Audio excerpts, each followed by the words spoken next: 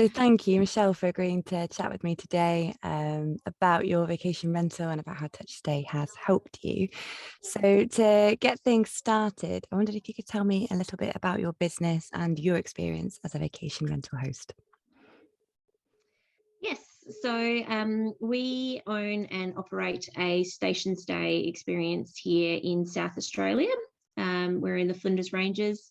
So we've got a 70,000 acre working sheep station that we have utilised the existing buildings on the property, and we've now also purpose built some accommodation to go with it as well. But we've got 7 buildings that we let out. We have campsites. There's 17 private secluded bush campsites. And then we've got a self-drive, four-wheel drive track on the property. So we're sort of working side by side with the pastoralism as one half and then the tourism as the other half. But my parents started our story in the mid-80s. They were the first ones to take on the idea of tourism and diversifying as a sheep station. And it all started out with our shearers' quarters. It was, my parents realised that the building was being used probably 2 weeks of the year. The rest of the year it sat there empty. So they thought, why don't we try and, why don't we fill it for the rest of the year? So they pretty much put the word out to friends and family for a start. It was $4 a night, took it as it was, and started out on an Easter, and it was a massive hit. And so it just kind of flowed from there. The next was one of our workers' huts. They kind of did a bit of renovation and things like that there and got that up and running. And then the realization was that people were looking for that experience. They wanted to get off the beaten track, and they wanted to experience the area as a local.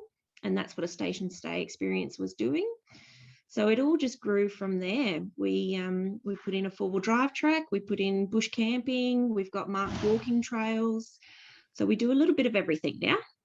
Wow, that's so much going on in there, and definitely kind of encapsulates the whole experience that people are looking for, especially more and more nowadays. Yeah. People are really wanting something different.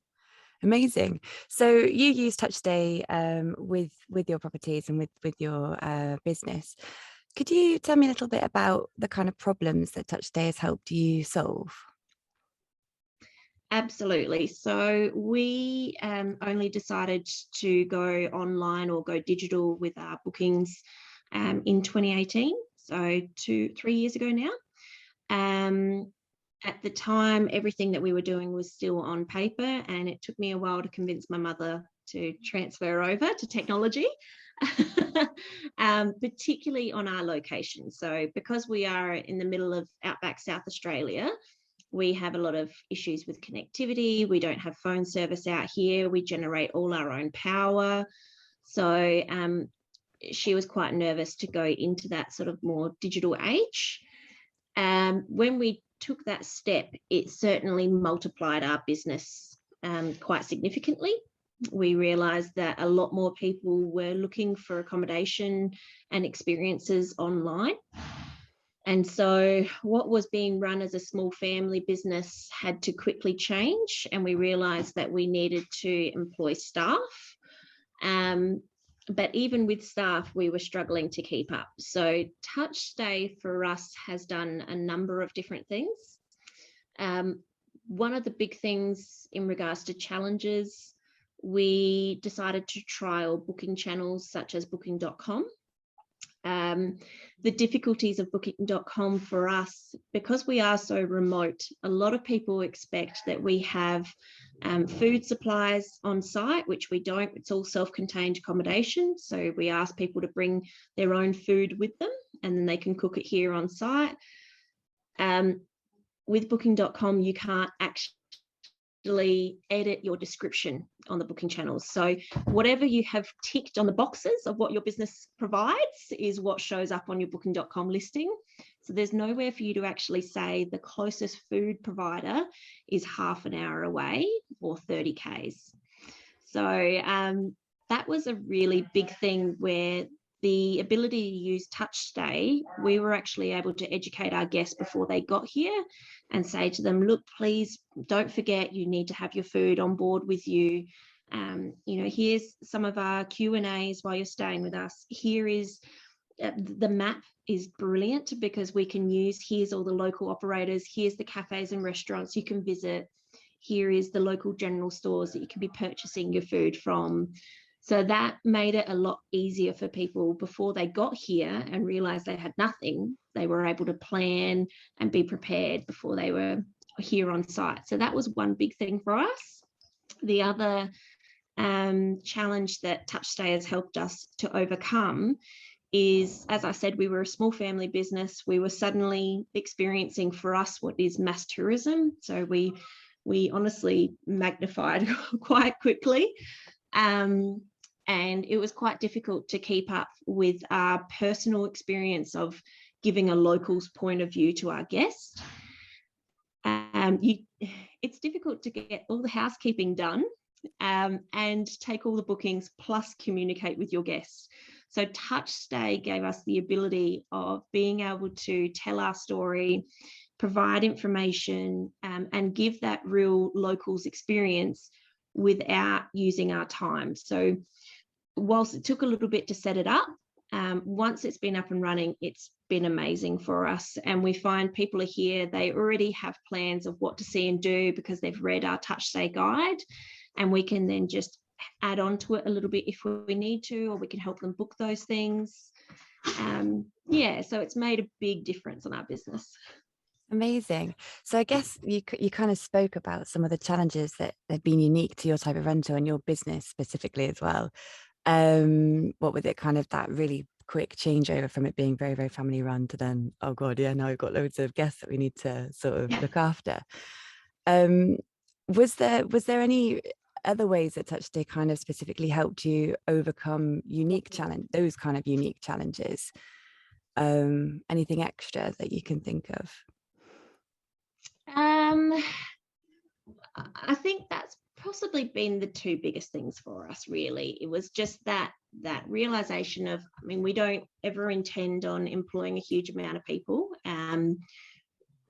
One, we probably can't afford to, and two, we don't have the infrastructure here for staff housing. And I guess we will never really grow to the point of a resort. We don't want to lose the experience of what we offer. So our biggest thing was just making sure that we were communicating the same experience without having to use our time for face-to-face and things like that. I think that really is probably the biggest one for us. Yeah. Okay, fantastic. And one of the things that I thought was quite interesting in the case study that you'd written, which is also linked to on this page as well, is the difference in the guests and the different ages of the guests, and which different age expect different kind of communication styles.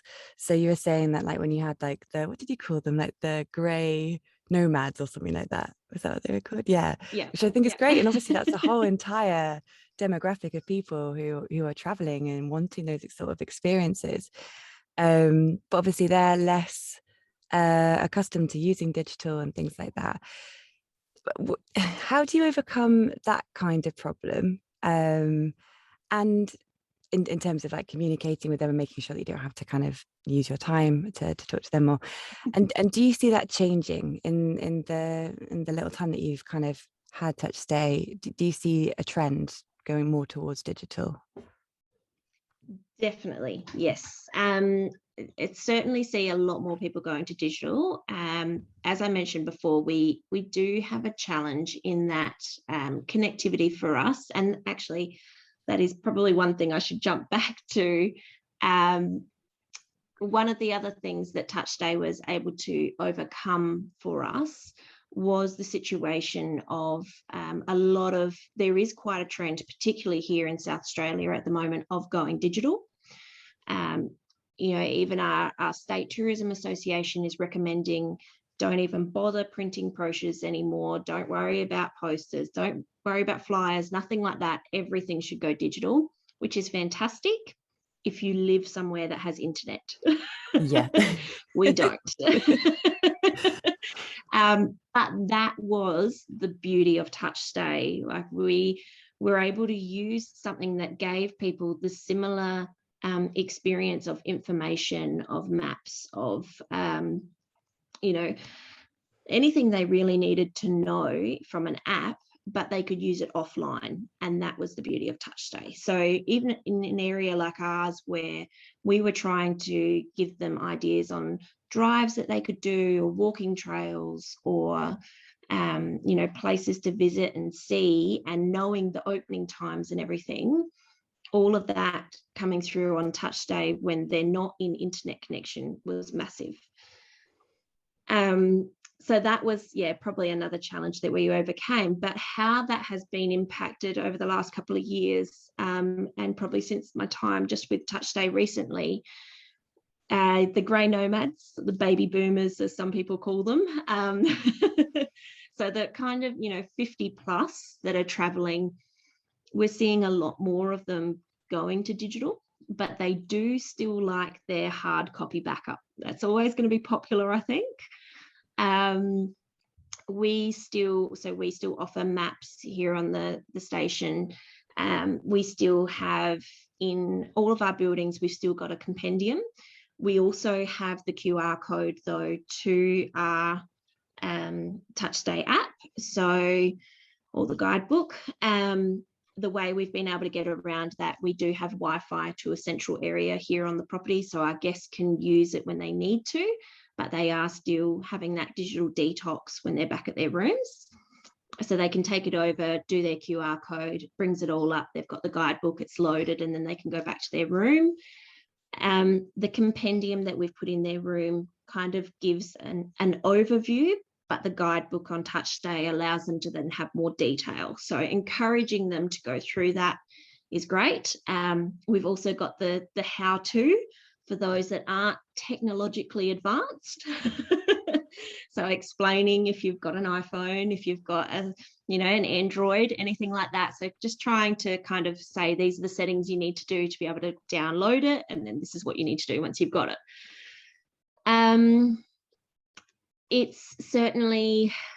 We are certainly seeing a lot more of the younger ones tend to download it quicker.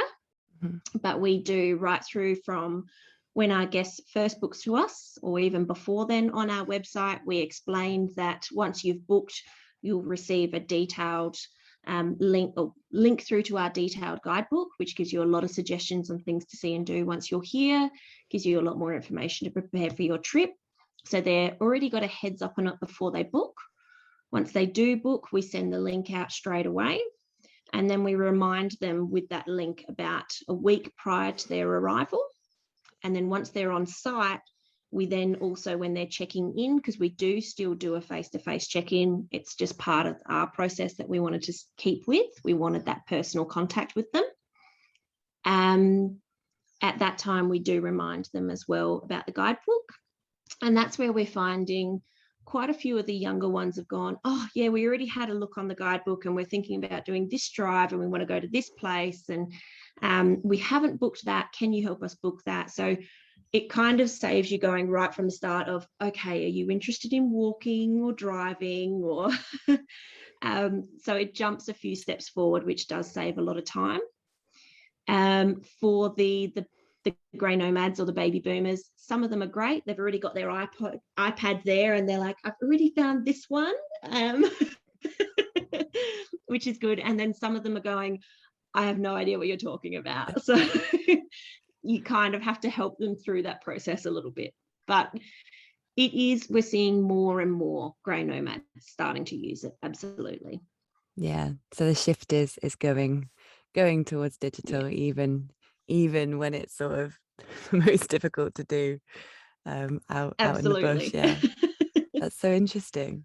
And on that, have you got any thoughts about how the vacation rental and also like experience accommodation, like obviously you guys offer, like how that's going to be changing into the future, and how you see tools like Touch Stay obviously, but other tools as well that are going to kind of continue to enhance that, especially as experiences become more solicited. More people are after that unique, special experience. Yeah, how do you see all of that changing? I think people are going to look for it more and more. I really do believe that. I think even, what we've gone through recently with COVID, and, lockdowns and restrictions and all of that, people, one, they want to get out a lot more. Vacation rentals are going to become very popular. For us, we are a quite remote region, so people are often, it's not necessarily coming to us for an overnight stay or a 2-night stay, because it's about a full day's travel from the major city to get to us. It's about 5 hours. Lots of beautiful little towns on the way through, but but it is a long way to get up here. So normal stays for us are around 3 to 4 days before they then head back. What we've noticed with COVID is those stays are now stretching out to a week, if not longer.